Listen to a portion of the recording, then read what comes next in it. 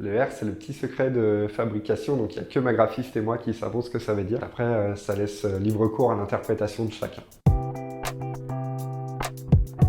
Papa au rhum, donc c'est une marque de rhum arrangé bio et artisanal, donc fabriquée à Rochefort-sur-Loire, où nous nous trouvons aujourd'hui. J'ai choisi de faire des rhums arrangés qui descendent tous en dessous des 30 degrés, de façon à pouvoir faire des associations de saveurs avec des plats.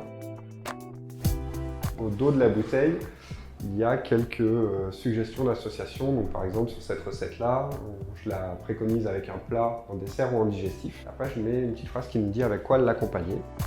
Chaque recette va avoir vraiment sa particularité. Si on part sur une recette comme citron, piment, gingembre, moi je la conseille donc en apéritif ou en digestif, donc sur des choses assez classiques.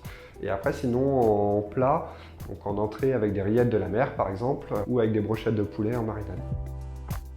Le rhum arrangé, donc c'est des fruits et des épices qui macèrent dans du rhum. Donc là, en l'occurrence, ça macère dans ces cuves en inox. La première chose, c'est que souvent dans le rhum arrangé, on va avoir les fruits qui vont rester dans la bouteille. Moi, j'ai choisi de les filtrer. Ça a deux intérêts. Le premier, c'est d'avoir un produit qui soit relativement stable, qui ne bouge plus beaucoup. Le deuxième avantage aussi pour le client final, c'est qu'il a un produit qui est 100% consommable. Et puis la troisième chose, c'est l'association de saveurs avec les plats, qui est quelque chose qui se faisait pas, en tout cas à ma connaissance, dans le rhum arrangé.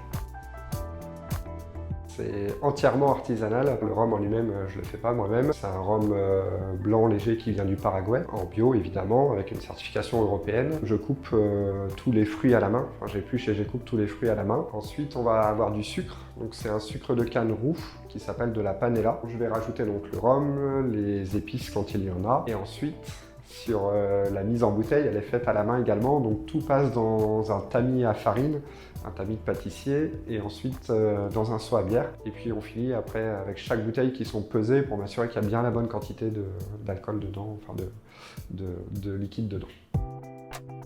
J'amène forcément ma touche en fait sur chaque recette.